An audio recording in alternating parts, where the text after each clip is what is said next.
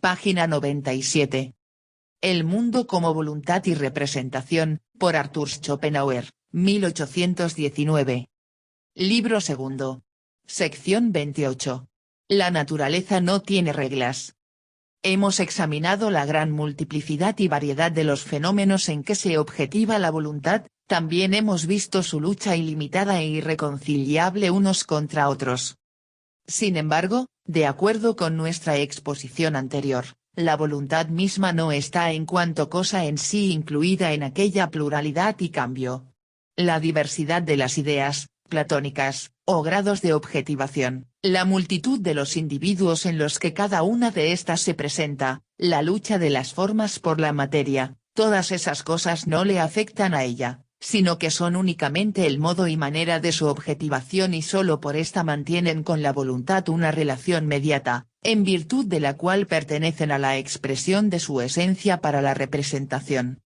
Así como una linterna mágica muestra muchas y variadas imágenes pero es una sola la llama que presta a todas su visibilidad, en todos los múltiples fenómenos que llenan el mundo unos junto a otros o se desbancan entre sí en forma de acontecimientos es la voluntad única lo que se manifiesta, aquello cuya visibilidad u objetividad son todos esos fenómenos y que permanece inmóvil en medio de todo aquel cambio, solo ella es la cosa en sí, todo objeto es manifestación, fenómeno, hablando en lenguaje kantiano.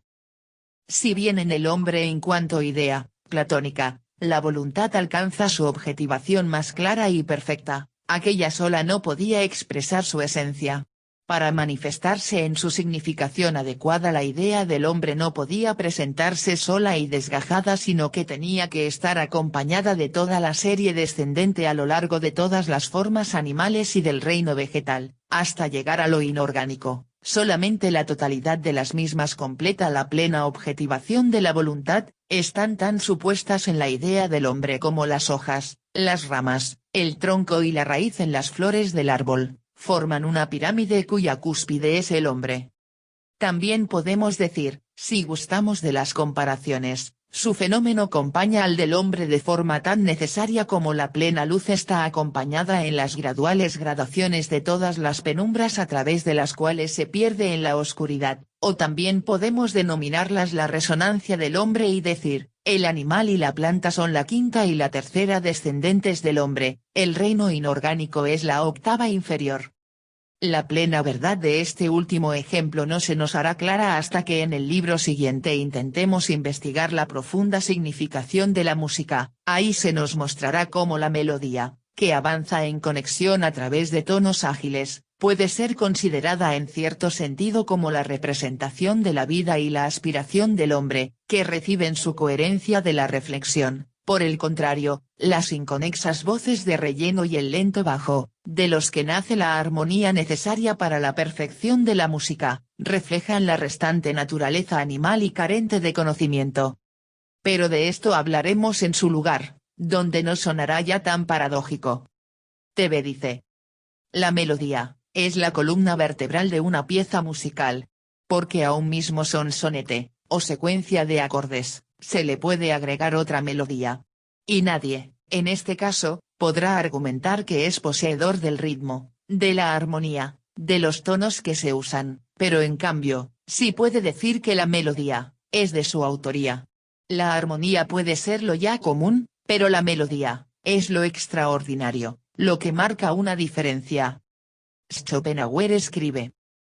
Aquella necesidad interna de la gradación de los fenómenos de la voluntad, necesidad que es inseparable de su adecuada objetividad, la vemos expresada también en el conjunto de los fenómenos por medio de una necesidad externa, en virtud de ella, el hombre necesita a los animales para mantenerse, estos a su vez se necesitan gradualmente unos a otros y a las plantas, las cuales a su vez necesitan la tierra, el agua, los elementos químicos y sus mezclas, el planeta, el sol, la rotación y traslación en torno a este, la oblicuidad de la eclíptica, etc.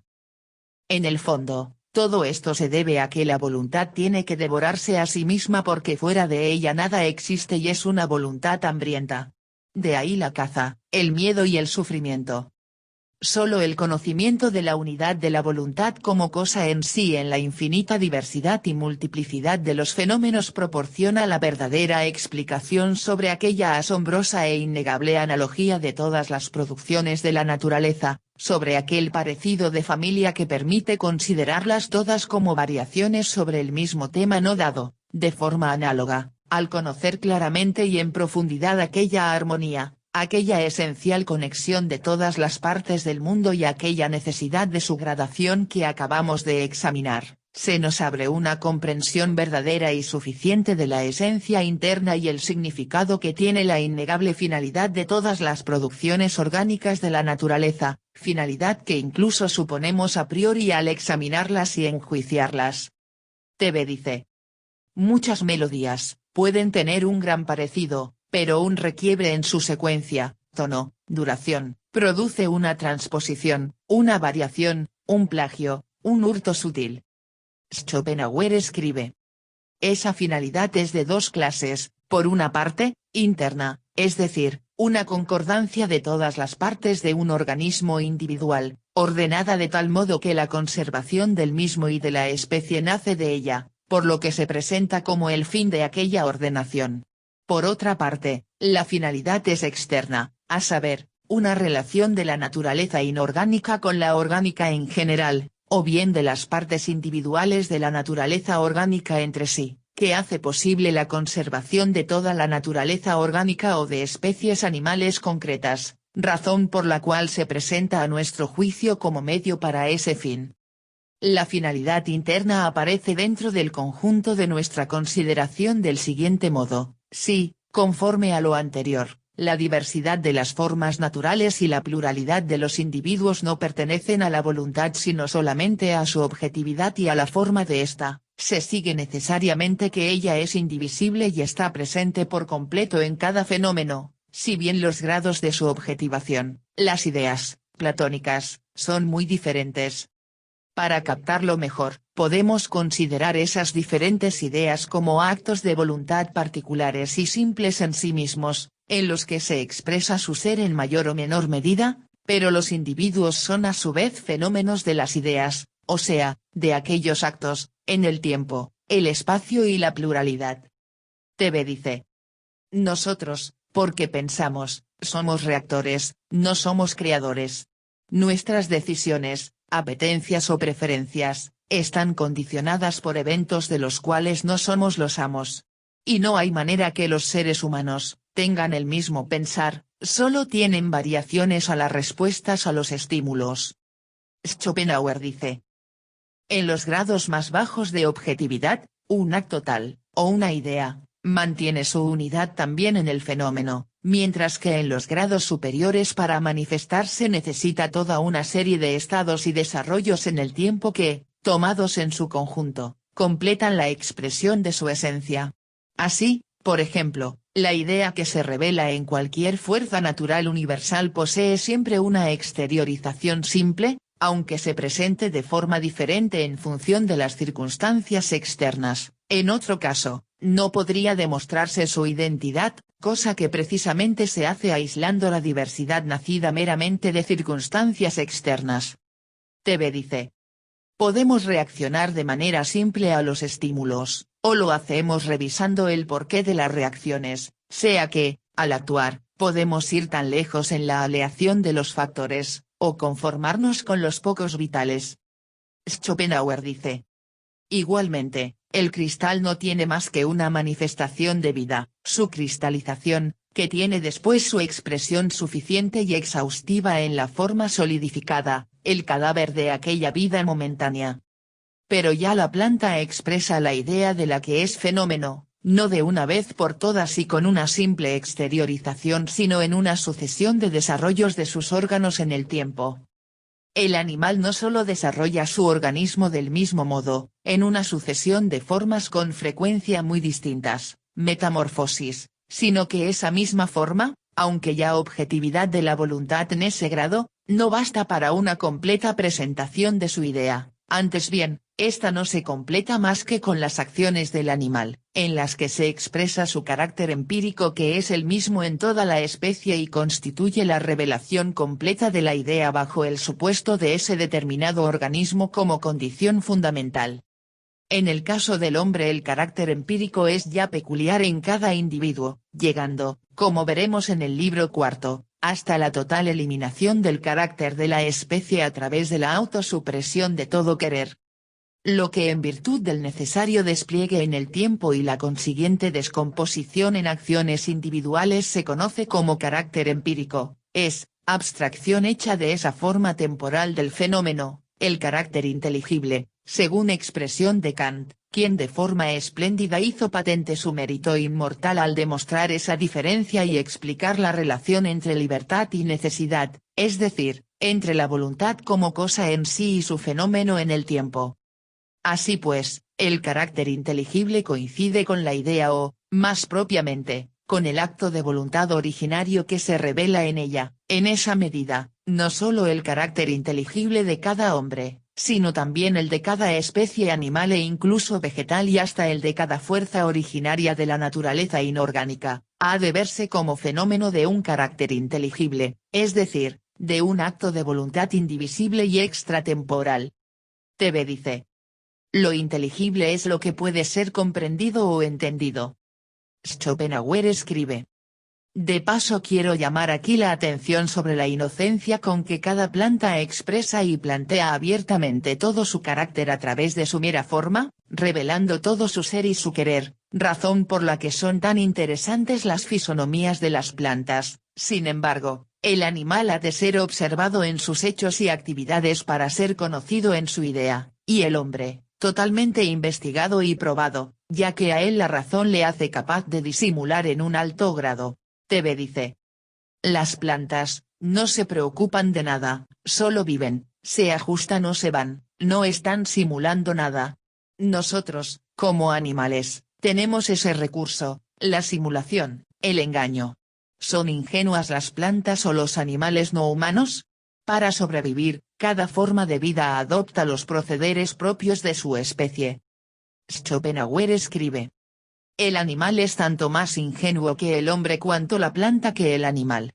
En el animal vemos la voluntad de vivir, por así decirlo, más desnuda que en el hombre, en el que está revestida de tanto conocimiento y tan cubierta por la capacidad de disimulo, que su verdadero ser no sale a la luz más que de forma casi accidental y esporádica. TV dice. Para disimular, se demanda capacidad de abstracción, de deducción de proyección en un interés. Se tiene así, la capacidad de analizar factores que sirven para llegar a una acción determinada por el deseo. De quien no tiene malicia, decimos que tiene ingenuidad y vive expuesto a ser trampeado, usado. Schopenhauer escribe. Totalmente desnuda, pero también mucho más débil, se muestra la voluntad en la planta, como un simple afán de existencia sin objetivo ni fin. Pues ésta revela todo su ser a primera vista y con una perfecta inocencia, a la que no perjudica el hecho de exhibir en su cima los genitales, que en todos los animales han recibido el lugar más oculto. Esa inocencia de la planta se debe a su falta de conocimiento, la culpa no radica en el querer, sino en el querer acompañado de conocimiento. TV dice. ¿Puede haber voluntad, intencionalidad sin conocimiento, sin la apreciación de los efectos del proceder? No veo cómo alguien puede querer obtener algo, un resultado sin tener conciencia de lo que quiere lograr. ¿Cómo podría manipular los factores o los actos sin tener idea de lo que puede ocurrir? Schopenhauer escribe. Cada planta habla ante todo de su lugar de origen, el clima de este y la naturaleza del suelo del que ha brotado. De ahí que hasta el menos ejercitado sepa si una planta exótica pertenece a la zona tropical o a la templada, y si crece en el agua, el pantano, la montaña o el llano. Además, cada planta expresa también la especial voluntad de su especie y dice algo que no se puede expresar en otro lenguaje. Pero procedamos ahora a aplicar lo dicho a la consideración teleológica de los organismos, por lo que se refiere a su finalidad interna. Si en la naturaleza inorgánica la idea, que siempre ha de ser considerada como un único acto de la voluntad, se revela también en una manifestación única y siempre igual, pudiéndose así afirmar que aquí el carácter empírico participa inmediatamente de la unidad del inteligible. Y prácticamente coincide con él, por lo que aquí no se puede mostrar una finalidad interna, y si, por el contrario, todos los organismos representan su idea por medio de una sucesión temporal de desarrollos que está condicionada por una multiplicidad de diferentes partes yuxtapuestas, así que la suma de las manifestaciones de su carácter empírico no es expresión del inteligible más que tomadas todas ellas juntas, entonces, esa necesaria yuxtaposición de las partes y sucesión del desarrollo no suprime la unidad de la idea que se manifiesta, del acto de voluntad exteriorizado, antes bien, esa unidad encuentra entonces su expresión en la relación y encadenamiento necesarios de esas partes según la ley de la causalidad. TV dice. Veamos el caso de una planta, por ejemplo, la mostaza. Una semillita germina, se desarrolla a como puede y las condiciones lo permiten. Florece, y da forma a miles de semillitas, que luego serán dispersas y un porcentaje de ellas, podrá germinar. ¿Sabe la mostaza de ese truco de reproducibilidad? ¿Cuál es la voluntad de la semilla de mostaza? Schopenhauer escribe. Puesto que es la voluntad única e indivisible, y justo por ello totalmente coherente consigo misma, la que se revela en toda la idea como en un acto, su fenómeno, aunque disperso en una diversidad de partes y estados, tiene que mostrar a su vez aquella unidad a través de un acuerdo general de los mismos. Esto se produce por una relación y dependencia necesaria de todas las partes entre sí por la que la unidad de la idea se restablece también en el fenómeno. TV dice. La voluntad, tiene condicionantes, es un encadenamiento de factores, tiene lógica. La pregunta es, ¿interviene en esta voluntad un deseo de obtener un resultado, o solo es una reacción que favorece el resultado? Entre millones de seres similares, los que se desviaron por un proceder que favorece a su especie, han de continuar, sin saberlo. Schopenhauer escribe. Conforme a ello, conocemos aquella diversidad de partes y funciones del organismo como medios y fines unas de otras, y el organismo mismo como el fin último de todas.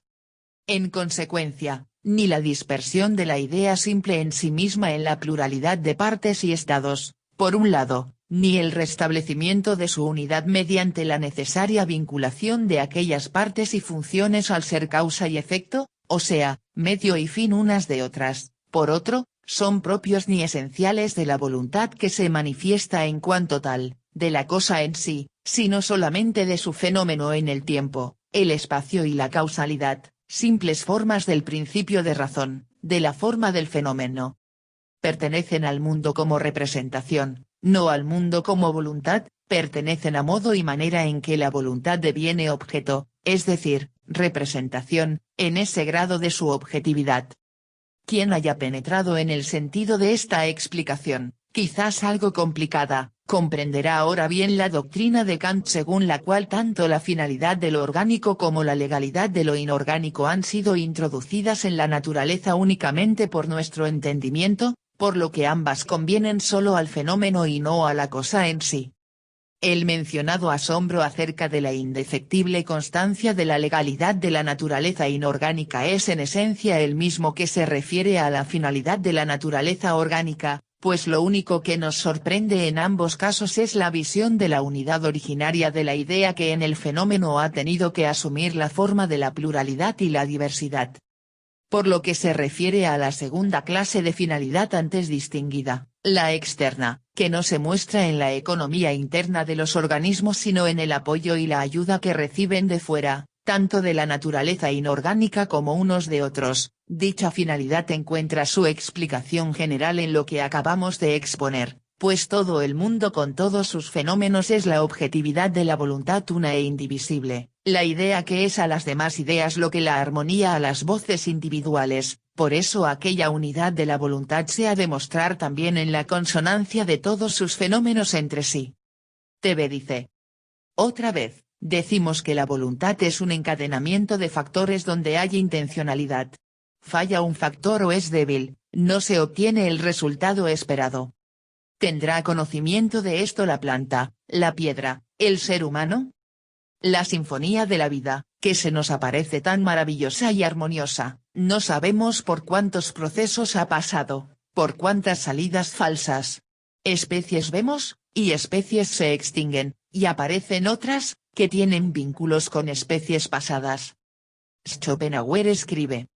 Pero podemos hacer mucho más clara esa visión si abordamos más de cerca los fenómenos de aquella finalidad y concordancia externas de las diversas partes de la naturaleza, examen este que al mismo tiempo arrojará luz sobre lo anterior. La mejor manera de conseguirlo será examinando la siguiente analogía. El carácter de cada hombre particular, en la medida en que es individual y no se haya totalmente comprendido en el de la especie, puede ser considerado como una idea especial correspondiente a un acto peculiar de objetivación de la voluntad. Ese acto mismo sería entonces su carácter inteligible, mientras que el empírico sería el fenómeno de aquel. Tebe dice.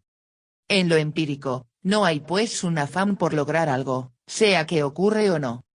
Schopenhauer escribe.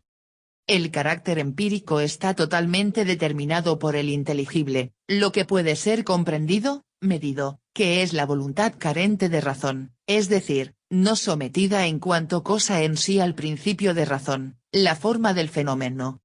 El carácter empírico tiene que proporcionar el reflejo del inteligible en un curso vital y no puede resultar distinto de lo que exige la esencia de éste.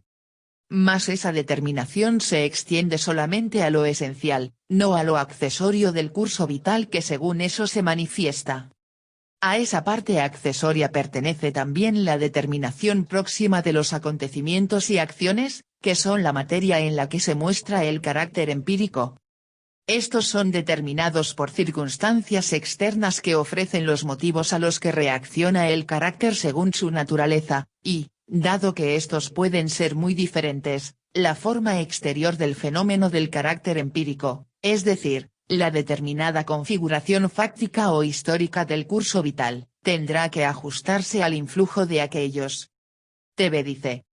Un ser humano puede optar por enfocarse en lo empírico, en lo que experimenta, sin necesidad de tanta reflexión, cayendo en la prueba y error, pero por mera necesidad de obtener satisfacción a sus intenciones y actos, ha de ajustarse al peso de los factores en que se ve avasallado. Por más empírico que sea, al ir experimentando, tendrá que tomar en cuenta lo que afuera está ocurriendo y querrá influir en los factores, viéndose expuesto a la frustración. Hay cosas que no es posible modificar. Schopenhauer escribe. Esa configuración podrá resultar muy diferente, si bien lo esencial de ese fenómeno, su contenido, sigue siendo el mismo. Así, por ejemplo, es accesorio jugarse nueces o coronas, pero hacer trampas en el juego o proceder honradamente, eso es lo esencial. Esto viene determinado por el carácter inteligible, aquello por la influencia externa. Tebe dice. La idea de honradez denota entendimiento. Procedemos con honradez, porque tenemos conocimiento de las causas y efectos. ¿Acaso hay una planta que apele a aparentar algo que no es? ¿Sabe la planta del temor, cuando está atada a la tierra? Siendo así, la voluntad demanda intencionalidad. Schopenhauer escribe. Así como el mismo tema puede presentarse en un centenar de variaciones, el mismo carácter puede aparecer en un centenar de cursos vitales muy diferentes. Pero por muy distinto que pueda ser el influjo externo, el carácter empírico que se expresa en el curso vital, al margen de cómo resulte, tiene que objetivar con exactitud el inteligible adecuando su objetivación al tejido de circunstancias externas que encuentre. Hemos de admitir algo análogo a aquel influjo de las circunstancias externas sobre el curso vital determinado en lo esencial por el carácter, si es que queremos imaginarnos cómo la voluntad en el acto originario de su objetivación determina las distintas ideas en las que se objetiva, es decir, las diferentes formas de seres naturales de todas clases en las que distribuye su objetivación y que, por eso mismo, tienen que poseer necesariamente una relación recíproca en el fenómeno. Hemos de admitir que entre todos aquellos fenómenos de la voluntad única se produjo una mutua y general adaptación y acomodación en la que, sin embargo, y como pronto veremos más claramente, hay que omitir toda determinación temporal, ya que la idea está fuera del tiempo. En consecuencia, cada fenómeno tuvo que adaptarse al entorno en el que surgió, y este a su vez a aquel, aunque el fenómeno ocupe un lugar muy posterior en el tiempo. Y por todas partes vemos ese consensus naturae. TV dice. El fenómeno que no se acopló a los eventos del contexto, pierde continuidad. Pregunto ahora, ¿cómo adaptar lo externo a una finalidad consciente? Si los factores no favorecen o favorecen, en ellos se juega la permanencia. Y puede ocurrir, que por más que procure la adaptación, una forma de vida no pueda continuar, porque el impacto de los factores externos, puede ser muy rápido que no dé oportunidad a la adaptación. Schopenhauer escribe. Por eso cada planta está adaptada a su suelo y su cielo, cada animal a su elemento y a la presa que ha de convertirse en su alimento, estando también protegido en cierta medida contra su perseguidor natural. El ojo está adaptado a la luz y a su refrangibilidad, el pulmón y la sangre, al aire, la vejiga natatoria, al agua, el ojo de la foca, al cambio de su medio, las celdas acuáticas del estómago del camello, a la aridez del desierto africano, la vela del nautilo, al viento que ha de empujar su barquilla, y así hasta llegar a las finalidades externas más especializadas y sorprendentes. TV dice. Según cambie el entorno, las especies se quedan ahí o se van. Hay voluntad en eso. Hay un deseo que permita que alguna especie sobreviva, aun en las condiciones más adversas, que bien pueden ser rápidas o lentas en sus efectos inmisericordes. Estamos haciendo referencia a la adaptación sopesada, a esa reacción involuntaria, porque en seres de la misma especie, no todos pueden sobrevivir, por más que deseen permanecer. Por más que lo desee un ser vivo que se enfrenta a un cambio en los factores del ambiente. Puede ser que no tenga la habilidad de enfrentar el cambio, pero algunos del grupo sí podrán. Esos, no es que se adapten, por su gusto o intencionalidad, es que cuentan con características inconscientes de su fisiología que se ajustan al cambio, sin que en ello intervenga un deseo. Schopenhauer escribe. Pero aquí hay que hacer abstracción de todas las relaciones temporales, ya que éstas solo pueden afectar al fenómeno de la idea y no a ella misma. Por consiguiente, aquella forma de explicación se puede aplicar también hacia atrás y no solamente suponer que cada especie se acomodó a las circunstancias que encontró, sino que esas circunstancias precedentes en el tiempo tuvieron también en cuenta a los seres que un día habían de llegar. Pues es una y la misma voluntad la que se objetiva en todo el mundo, no conoce el tiempo, ya que esa forma del principio de razón no le pertenece a ella ni a su objetividad originaria, las ideas, sino solo al modo y manera en que éstas son conocidas por los individuos efímeros, es decir, por el fenómeno de las ideas. Por eso en nuestro presente examen del modo en que la objetivación de la voluntad se reparte en las ideas, la secuencia temporal carece totalmente de significado, y las ideas cuyos fenómenos surgieron antes en el tiempo conforme a la ley de la causalidad a la que están sometidos como tales no tienen privilegio alguno frente a aquellas cuyo fenómeno surgió después y que, antes bien, son las más perfectas objetivaciones de la voluntad a las que las anteriores tienen que adaptarse tanto como ellas a estas. TV dice. Sea que aquellos que perecieron como especie, no es que sean parte del grupo de los fracasados. Simplemente, no tuvo su organismo manera de acoplarse a los cambios que no obedecen a ninguna voluntad, puesto que los cambios naturales, para nada tienen objetividad, ganas de demoler a unos y favorecer a otros. A la naturaleza no le interesa engendrar seres supremos o inferiores. No hay un dios, demonio o entidad que esté deseando hacer esto o aquello. Schopenhauer escribe. Así pues, el curso de los planetas, la desviación de la eclíptica, la rotación de la Tierra, la distribución de la tierra firme y el mar, la atmósfera, la luz, el calor y todos los fenómenos análogos, que son en la naturaleza lo que el bajo fundamental en la armonía, se acomodaron llenos de presentimientos a las futuras especies de seres vivientes de los que habían de ser soporte y sustento. TV dice. O sea, que, bajo esta idea, lo que ocurre en la naturaleza, ¿tiene intención de favorecer o de eliminar a algunos y mantener a otros? Pero, ¿bajo qué reglas la naturaleza decide ser el juez y el ejecutor? Schopenhauer escribe. Igualmente se acomodó el suelo a la alimentación de las plantas, estas a la de los animales, estos a la de otros animales y, a la inversa, todos estos a aquel. Todas las partes de la naturaleza se apoyan porque una es la voluntad que se manifiesta en todas ellas, pero la sucesión temporal es totalmente ajena a su originaria y única adecuada objetividad. Esta expresión la explica el libro siguiente, Las ideas. Todavía ahora, y dado que las especies solo tienen que mantenerse y no que surgir, vemos aquí y allá, extendida al futuro y como haciendo abstracción de la sucesión temporal, una tal previsión de la naturaleza, una acomodación de lo que existe a lo que ha de venir.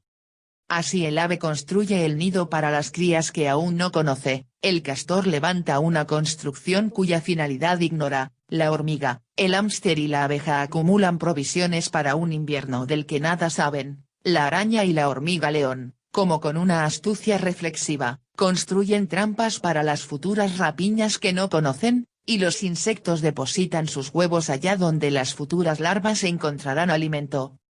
Cuando en la época de floración la flor hembra de la Vallisneria dioica despliega las circunvalaciones de su tallo, que hasta entonces la habían mantenido en el fondo del agua, elevándose así hasta la superficie, justamente entonces la flor macho que crecía en el fondo del agua en un tallo corto se arranca de él y, sacrificando su vida, llega hasta la superficie donde busca la flor hembra flotando a su alrededor, luego ésta, tras producirse la fecundación, contrayendo su espiral se retira otra vez al fondo, donde se forma el fruto.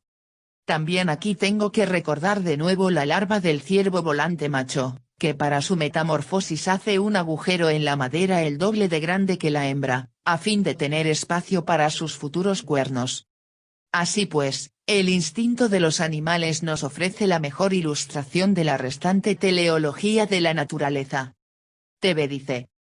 En filosofía, teleología es la creencia en que la marcha del universo es como un orden de fines que las cosas tienden a realizar, y no una sucesión de causas y efectos. Los seres vivos, hacen lo que les funciona condicionados por el entorno.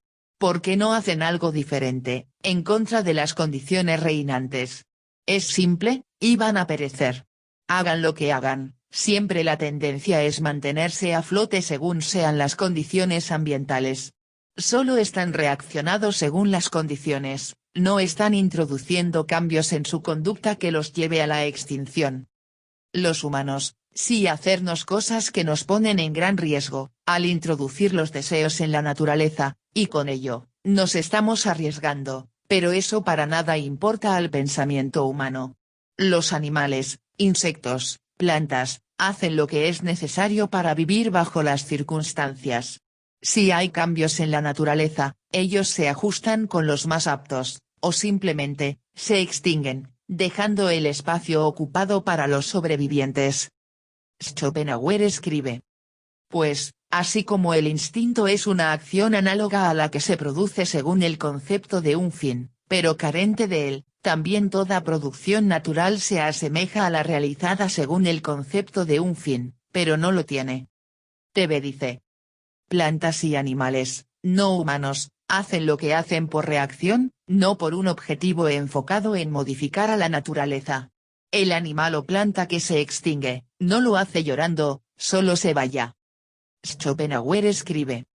Porque tanto en la teleología externa de la naturaleza como en la interna, lo que tenemos que pensar como medio y fin no es nunca más que el fenómeno de la unidad de la voluntad única y acorde consigo misma, disgregado en el espacio y el tiempo para nuestra forma de conocimiento.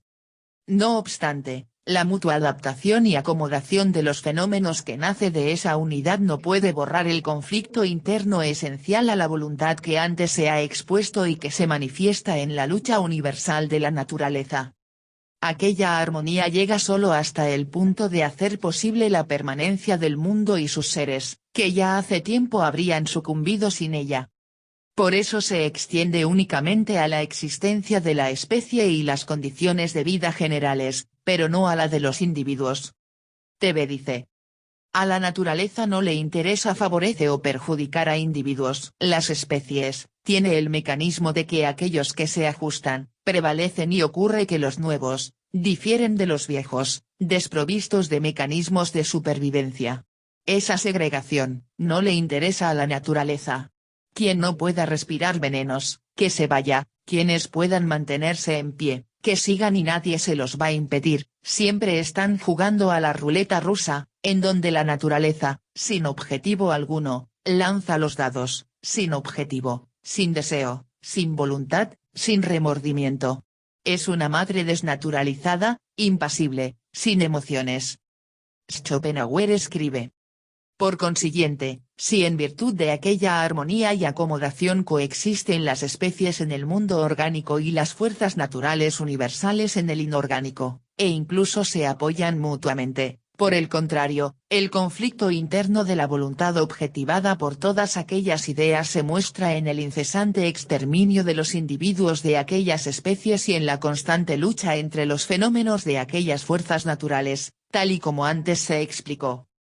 El escenario y el objeto de esa batalla es la materia, que todos se afanan por arrebatarse mutuamente, como también el espacio y el tiempo, cuya unión a través de la forma de la causalidad constituye propiamente la materia, según se expuso en el libro primero. TV dice. Como apreciación final de esta sección 28, voy a declarar algo. No esperemos que la naturaleza se ajuste a nuestros anhelos y voluntad.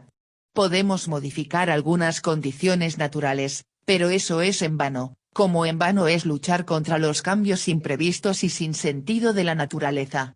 Controlamos algo, y, por otro lado, surge otro agujero que no habíamos imaginado o interpretado.